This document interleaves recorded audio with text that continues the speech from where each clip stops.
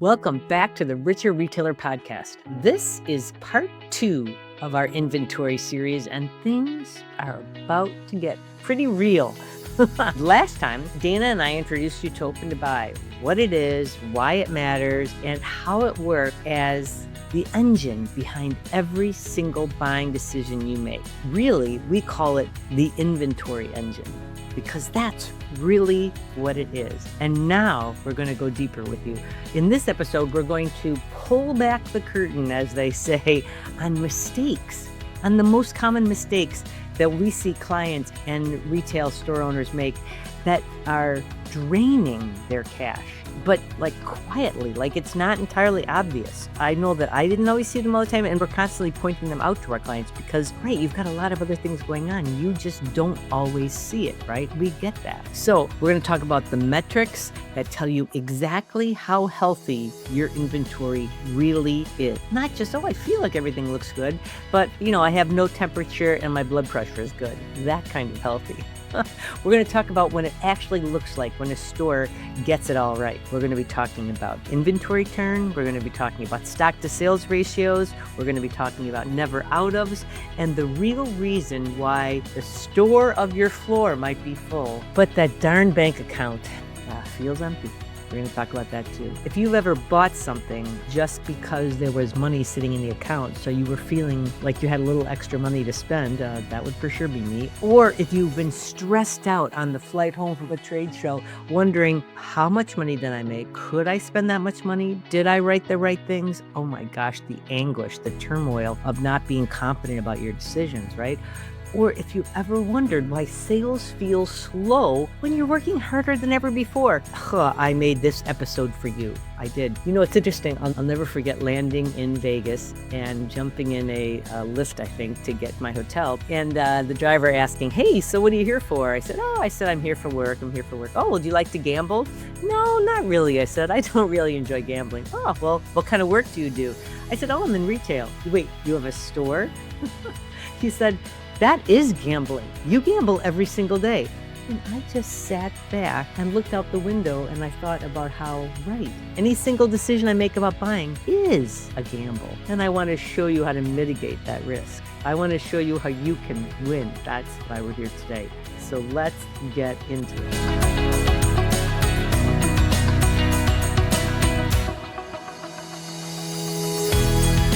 I want to start with inventory turn. And this is something that is such a hard thing to wrap your head around sometimes, but we've got a really great analogy for you here that I think will land.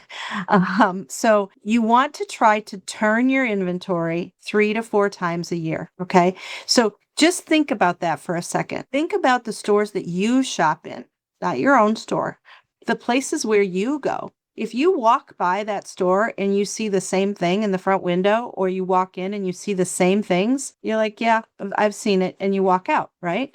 But if there's something new in the window, if there's something new right when you walk in, every time you go by, then you're going to keep going in.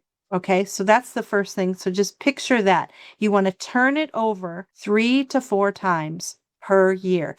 I want to see it all new 3 to 4 times per year. So think of it like a bathtub. Right? So turn tells us how fast the water, so the water is the merchandise, how fast the water is going down the drain and getting refilled. So if you're still filling it with water and it's slow, the drain is not draining and it's starting to overflow, you're overstocked, you're over inventory. You have too much. Okay. At the same time, if it's going down the drain so fast that you just kind of can't keep up with it, then you probably need more inventory. And when I give you these examples, one of the things that we talk about is thinking of each category or classification in your business as a profit center. So when I say that to you right now, like Cathy, right? You're thinking, okay, my whole store. But think about a specific category. Is there something that every time you get it in, you run out of it? Is there something that you get it in and you just keep adding to it and you're like, okay, well, now where am I going to put this? I ran out of room for it. You've got a slow drain. So that's how we want to think about inventory turn. The higher the turn, the more cash flow you unlock. It's going down the drain. Oh, going down the drain. Sorry. Right? It's not just sitting there. So it's going out the door is where it's going. And it's giving you the cash that you need, the cash to unlock, to invest in new inventory that you have very carefully selected when you have gone to market. Okay. So that's inventory turn. Now I want to touch on stock to sales ratio. This is the amount of inventory that you have on hand compared to what you're selling. Okay. So what do you own compared to what you're selling? So the formula for that, if you want to write this down, or maybe Cecilia or somebody want to put it in the chat, inventory at retail divided by your sales for the month. So let's go back to the grocery store, only let's go beyond the grocery store. We've brought all the groceries home now. And so we've got $10,000 worth of snacks, and we're only eating $2,000 worth of snacks a month. So our pantry is too full. And what happens to all that inventory and snacks that we bought, that we stocked up on? It's going to go stale. It's going to sit in the pantry and it's going to go stale. Okay. So ideally, we should have 2 to 3 months worth of inventory on hand. Okay. If we have more than that, and when I say 2 to 3 months, I mean, what's your sales projection for the next 2 to 3 months? Okay. What are you planning to sell? Which is so critical if you're in a highly seasonal business, like Christmas time or something like that. 2 to 3 times. If you've got more than that, you are overbought for sure. And if you are lower than that, then you are low on stock and you are definitely missing business because you don't have enough. You don't have enough to satisfy your customer and the stock that you need for the sales that you need. Okay. Think of that inventory as sitting there rent-free in your store. I don't think you want to do that, right? Everything has to perform. I'm going off script, Cathy. One of the things that Cathy always talks about is that every dollar has a job. And it cannot just sit there rent-free. Okay. So that's another way to think about that. Before I jump off of stock to sales ratio, one of the things that I look at too is if you have businesses that are kind of dependent on each other. And the best example of this is in an apparel business, tops to bottoms. I look at your top to bottom ratios because as you all can imagine, I just had to visually show it to everybody, tops and bottoms. I don't know any business that sells more bottoms than tops consistently. Most businesses sell more tops. They're much easier to sell. So you could have not enough tops based on the bottom business that you're doing. You could be missing business.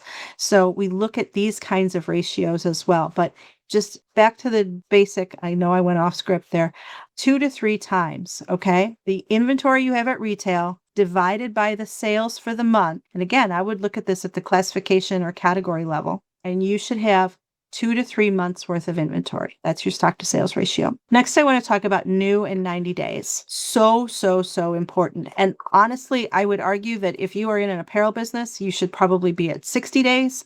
So important here. We want to look at the percent of our inventory that's 90 days old. 90 days is 3 months. So let's just think about that right now. It's the end of April. So let's just call it May, right?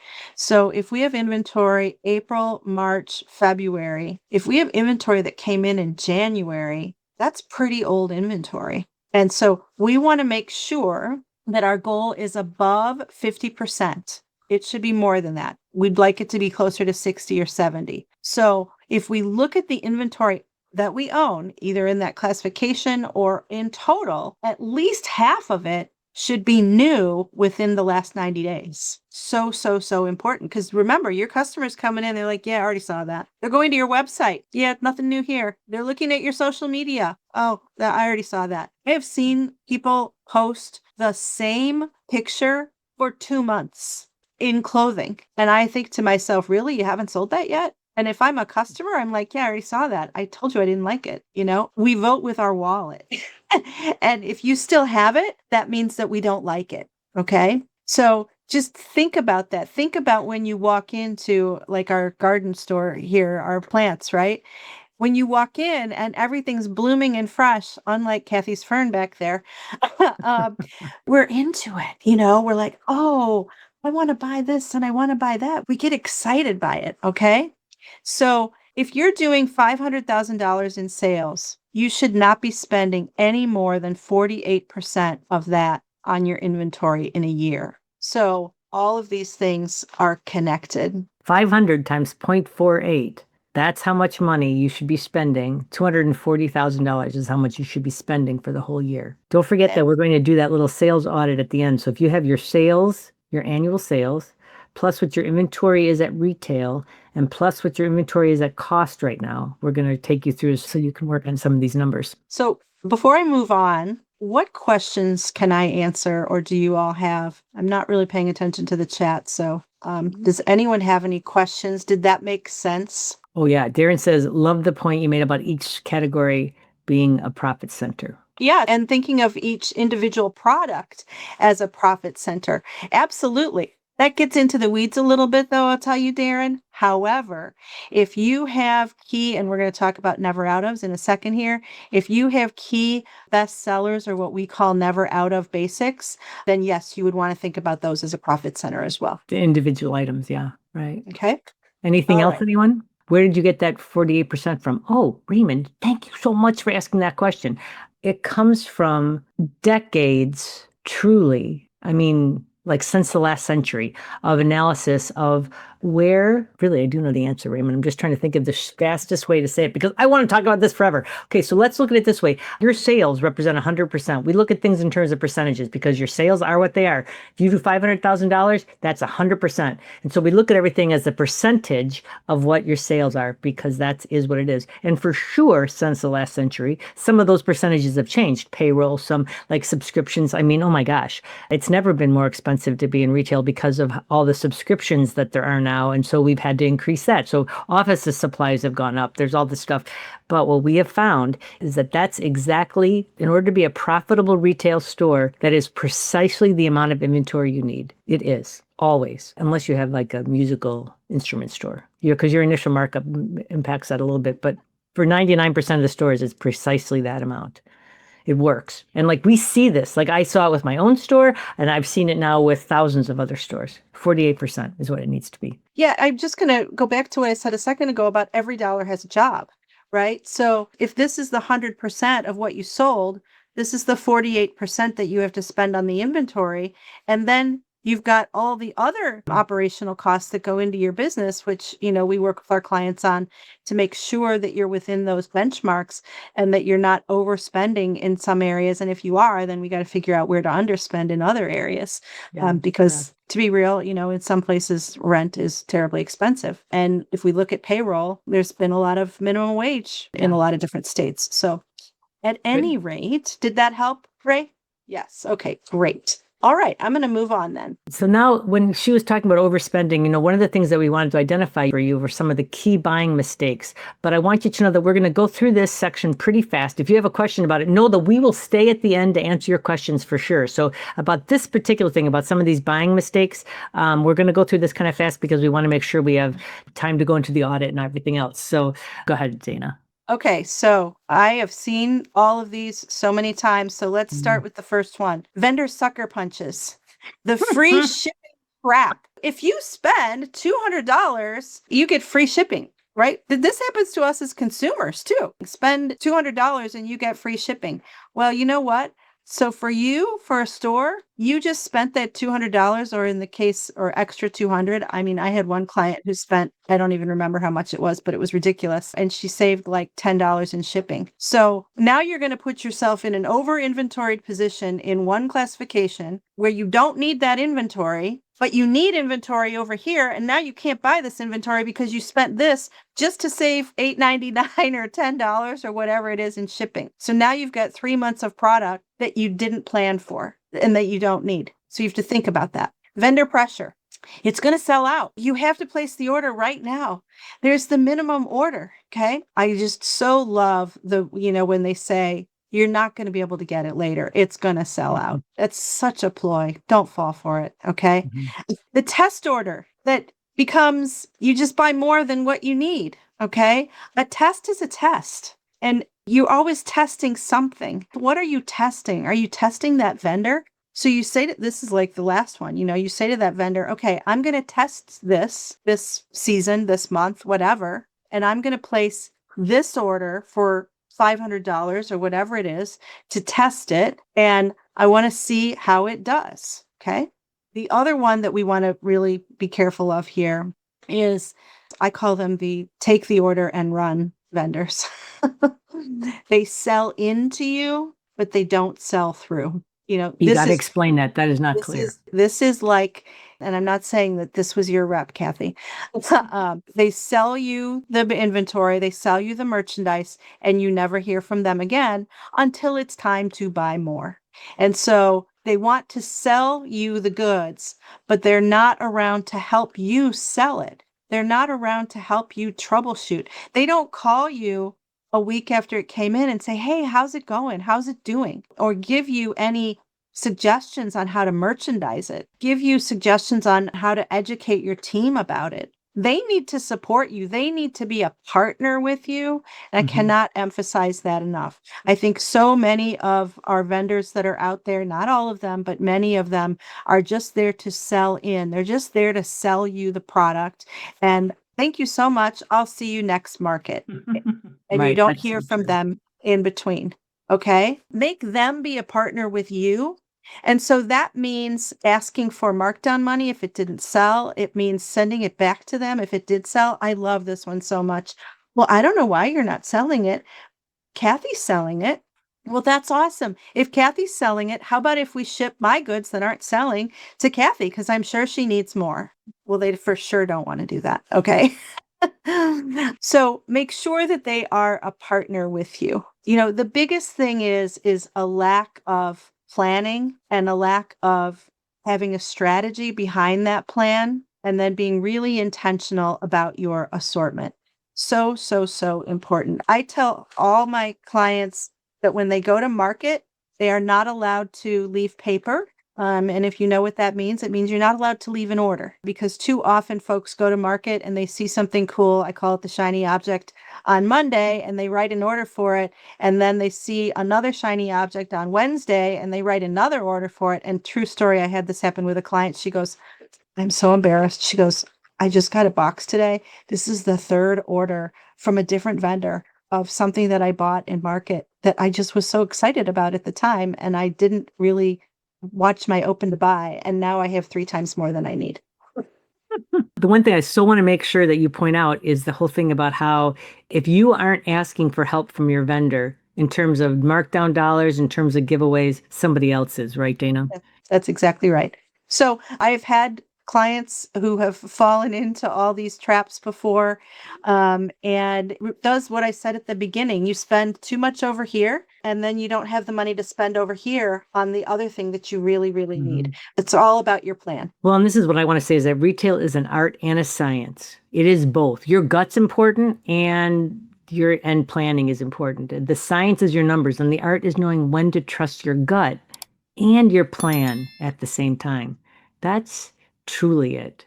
So now, Dana, let's talk about what good looks like, a little peek behind the curtain, and then we're going to get into the audit. So what good looks like. So the first thing to think about is to think about what we call the never out ofs. These are the things that I like to think of them as the things that keep the lights on in your store. They may not be the most exciting things that you have, but they are the things that are always in stock. Okay. And they are the things that you always need to have on hand. We can all remember the pandemic when there was no toilet paper, right? So your never out ofs are like the fuel for your business. You're never out ofs. You're never out of them. So they just keep selling and selling and selling. And they help us to buy all of the other things and to keep customers coming in for all of the other fun things, which is where the art comes in. So the never out ofs might not be the most exciting thing that we have or that you have in your store, but it is the very first thing that you fund.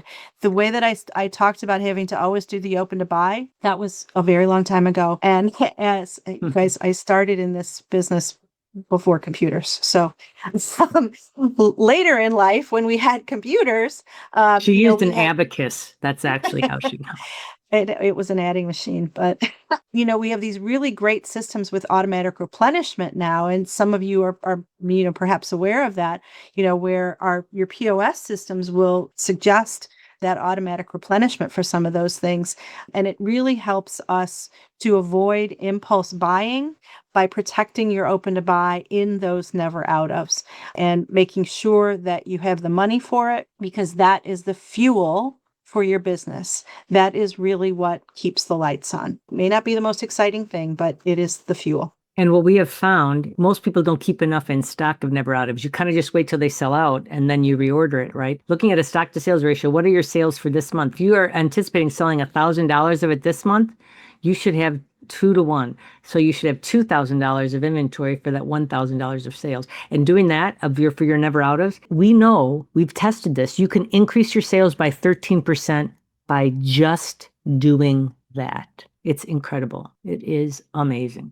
And I'm just going to say that number is so important because we can look at the floor and, oh, well, I'm not out of it. I still have 1 or I still have 2. That's not meaningful and impactful in these items. You still have to have enough that the customer sees it and the customer, can really see that they've got it. They've still got to get it. Doesn't mean you put 50 of them out. Right. But it means it's present on the floor. It's easy to find. When we start to dwindle down too much, that's when things can kind of disappear and we can't find them then. Well, and what's interesting, so Annie asked do you find the never out ofs are cash and carry, meaning lower ticket items, or all across the board as to how much they are? So like talking about the art and science of it, we are total dorks and geeks about the science of all of this. And so let me tell you that most people assume that it's the lower ticket items, and you're not wrong. It often is. But you have so much control over it that you don't even see. This is the power of a coach, of having outside eyes on something to guide you. Because, so for example, I had a client that she wanted to increase her sales. And actually, as I looked at her sales compared to other stores in her same industry, I realized that her average sale, one of the things that our clients will track on a monthly basis is what their average sales are, what their items per sales are, and what their average item price. And so I was like, what's so funny? And then we have them track it also for that same month last year. And we couldn't really figure out why her sales were down that month. And so I looked at all that data on her sales to plan form.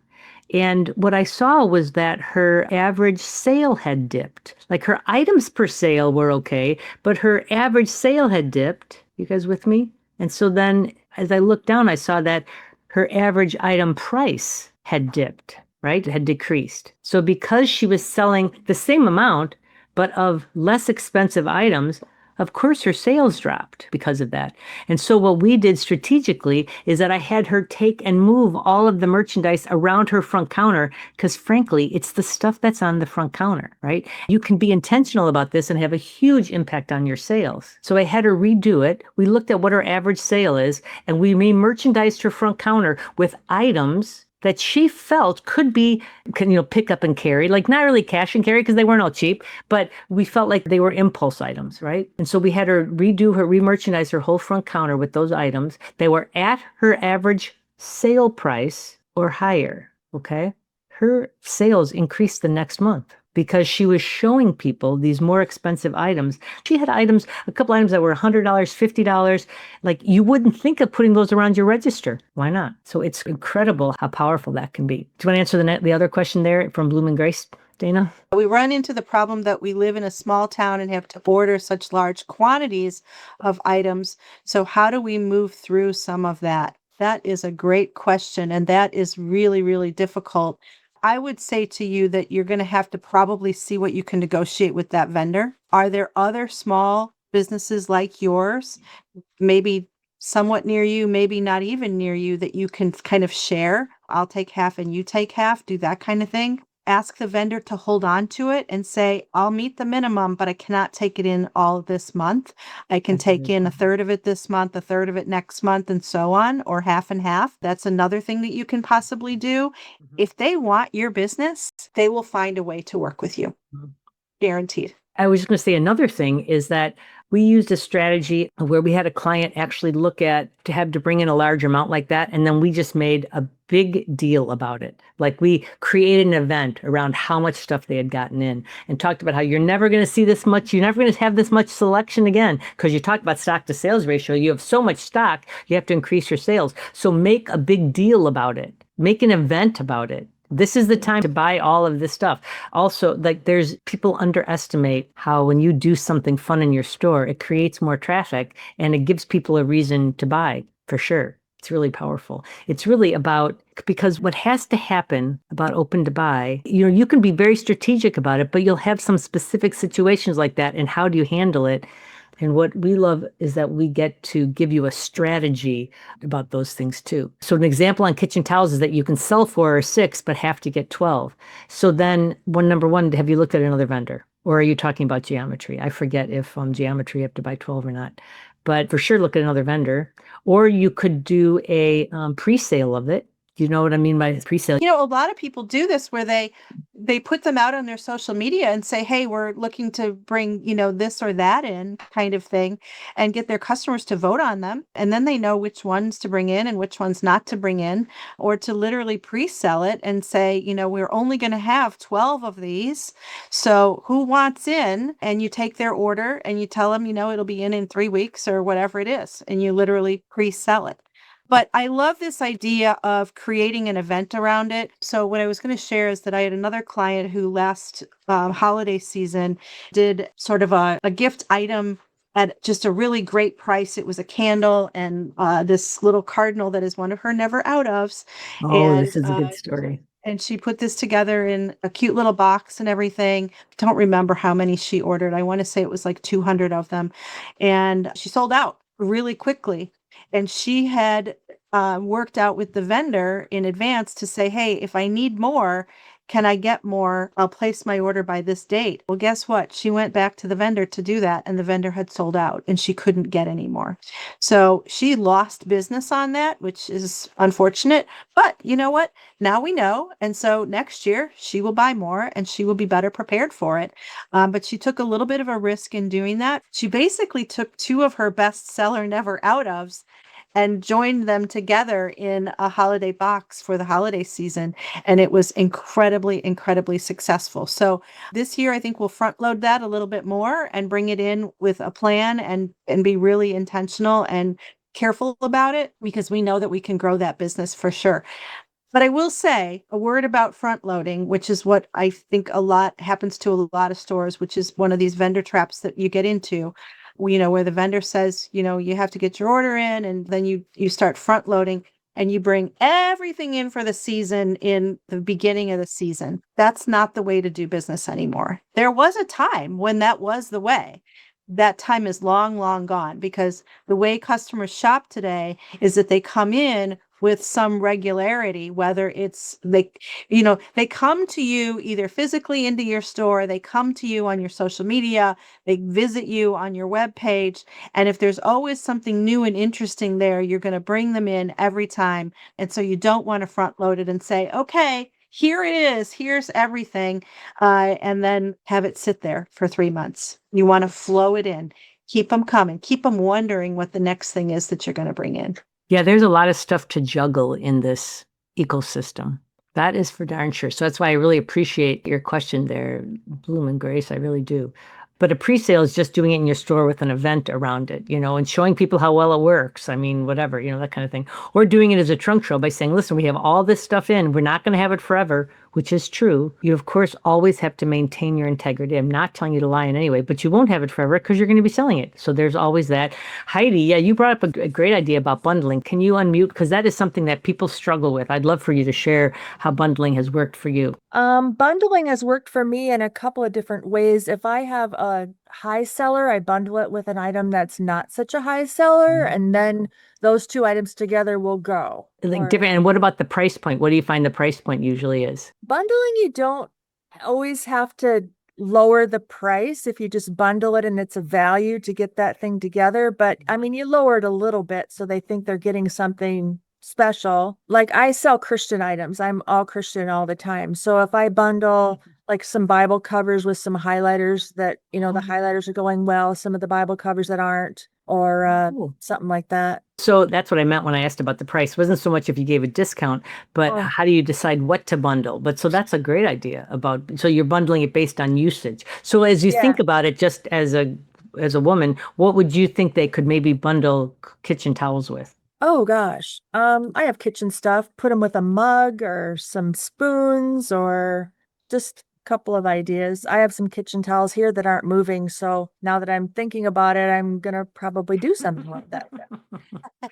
Well, and I tell you, one of my favorite sayings ever from Nelson Mandela, and I only recently heard about it, is that I cannot lose. I either win or I learn. That's the point. You can't lose. You cannot. You literally can't lose. So what? So if that bundle doesn't work, then you take it apart and you try something different. I mean, that's another way of Right. looking at it too. So it's very true. Thank you so much for sharing, Heidi. Do you have any other questions about all this, Heidi? Or is there anything else you'd like us to chat more about? No, I think it makes all kinds of sense. My questions are I have 3 stores, and so I'm trying to figure out how to do the stats. Do I group it together? I mean, this is not a place to answer those questions, but Right. that's the kind of questions that I have. So, Yes. The shorter answer is you have to look at each store well, individually. that's what I thought too, but Yeah. I don't know how to. Manage that. Well, you'll have to send me 3 copies of everything to fill out. You know what I mean? All the paperwork and stuff. Because I just started like last week. Oh, right. I So, forgot, Heidi. I'm so sorry. I'd forgot yeah. that you were a brand new Profit Clubber. Oh my gosh. Yeah, I'm Welcome. brand new. Welcome, So, welcome. I mean, Crystal will have to send me, and she sent me 3 copies of the tracker. She'll have to send me 3 copies of all the other worksheets I'm trying to work through on your. And I know that you have a good attitude about everything, but the thing to keep in mind is that, right, it is absolutely 3 times the work to get started, but it also is 3 times the impact once you get Right. started. Beyond a Mhm. shadow of a doubt, that always happens. It always Right. happens. So you're in good hands with her. Thank you so very much, Heidi. I Thank appreciate you. it. Well, and so for the rest of you, what I'd love to chat about is this whole idea. I wanted to give you a live inventory audit. And so is there anyone that would be interested in sharing their numbers for me? We had asked you to bring your sales, your total inventory at cost, and your total inventory at retail right now. And I'd love to dig into that and share with you guys how you can look at all these numbers exactly for you. Darren, you can't raise your hand because your numbers are all 0 right now. Neither can Annie. Annie's numbers are 0 too. Would anyone else be willing to share? No shame, everybody. Yeah, no, oh my gosh, no judgment at all. And the reason why I wanted to ask it is because the math is simple. It's just that you don't know the math to do. Like, okay, I'll be total transparency. I had written a task for myself in our project management software to create this audit tool. I forgot. I didn't get it done yesterday, and then meetings all day today. Right, like I'm just able to write this stuff out really quickly. I just wrote down the equations because I was waiting for your questions. And because this comes super easy once you know it, but it did not come easily to me for so very long. So let me give you a quick example of a story. So I had a client who was doing $500,000 in business. And so she had $400,000 of inventory at retail. This wasn't exactly the numbers, but I just want to make it super clear for you. Oh, well then please, Bloom and Grace, if you'd like to do it, please do. It's all right. It's okay if it's not close, if it's not facts. If you wouldn't mind sharing it, I'd love to dig into it. I'll just finish this because I want to show you all what the power of this is so you see it. So 500,000 is what their sales were. Their current inventory at retail is 400,000, so that's retail. Their current cost of their inventory is, let's say, 175. Okay, so those are the 3 pieces of information. Well, what we know right away is that her open to buy should be 500 times 0.48, so that her open to buy for the whole year is $240,000. Okay, her inventory at cost is $400. I'm going to tell you what her initial markup is. So 400,000 is her original markup, her retail value, I mean to say. 195 is her cost. Just one moment. Divided by 400. So that gives her an initial markup of 51%.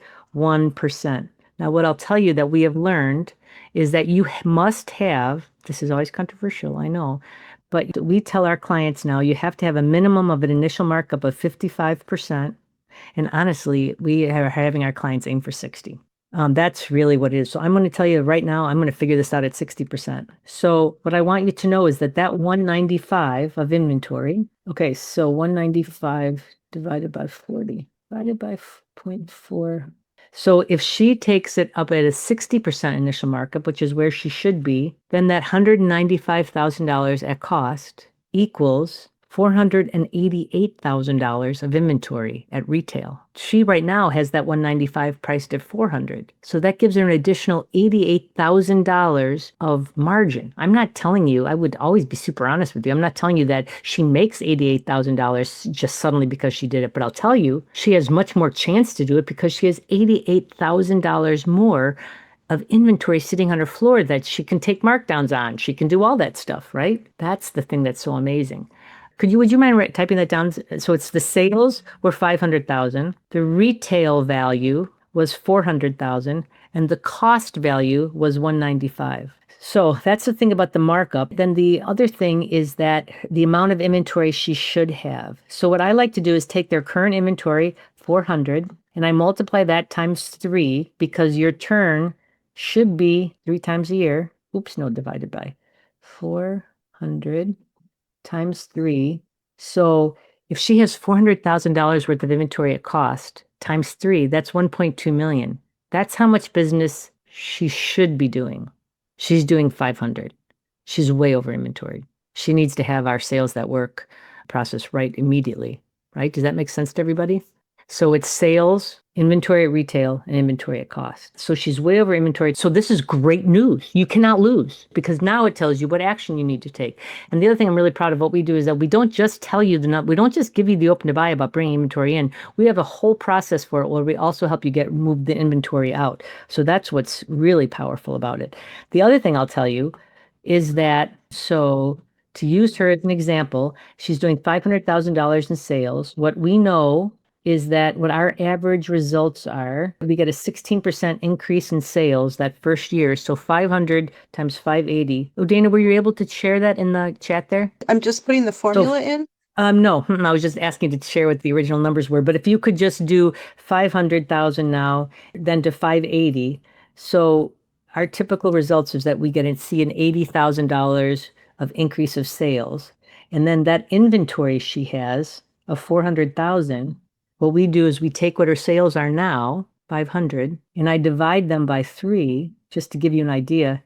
Instead of having $400,000 worth of inventory, she should have about 167. And this is just certainly very rough, but that is a far cry from 400.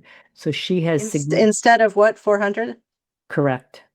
So that's $233,000 less inventory. So again, the beautiful thing is that this is all about knowing that you can get rid of this inventory, that there's a process. So we can turn that into cash for you by increasing your initial markup and all those other things. Is just the way that you look at your inventory and the way you keep looking at it within this whole ecosystem is just crazy powerful because you're looking at all of these things at the same point. And so here's what I want you to walk away with is that this isn't a guessing game, right? That it's a system. And with the right system, it becomes your greatest, wealth building tool. And it can take a lot to do on your own, for sure. That's why we have this program we've created. But listen, if this conversation got you thinking about what else is possible for you, I want you to know that that's the whole point of this, was to show you what's possible and to get you thinking about your inventory in a different way and to realize that you've got so much control over your inventory and how you sell it and what you do, right? And that the real next level of your business, you might not have been able to see before, but do you feel like you've gotten a glimpse of what else might be possible? Give me a yes or no in chat.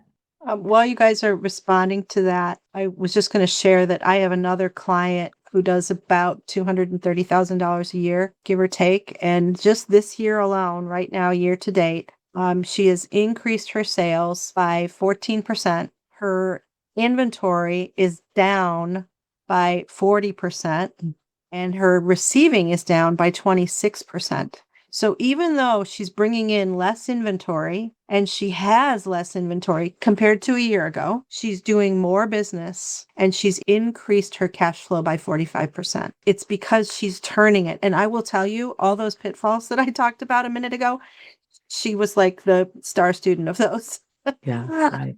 Right. And she has really learned how to leverage that open to buy and think about what she's buying, how she's buying very differently, and think about all of this as each one is its own profit center instead of just looking at the whole. Right.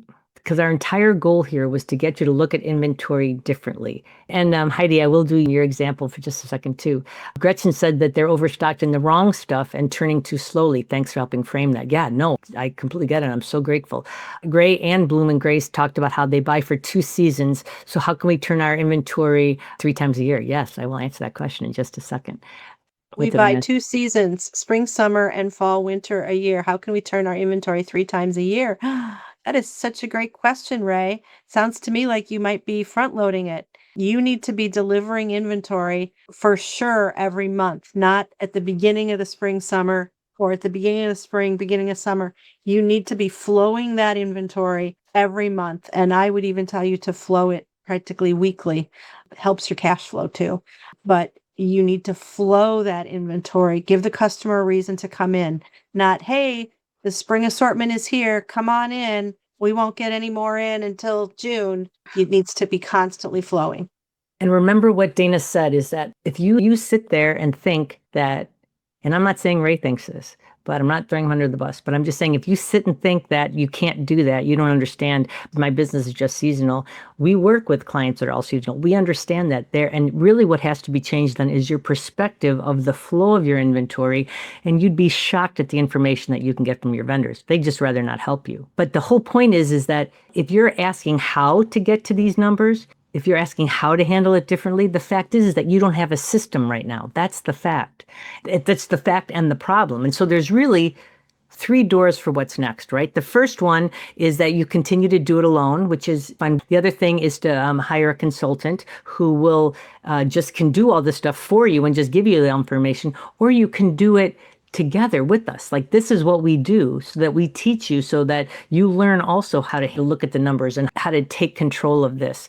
If you've been convinced today, if you're ready to stop guessing and start building, then Profit Club could be the next step for you. We're currently accepting a small number of new members. And so the link is in the chat. Cecilia will put it in there right now.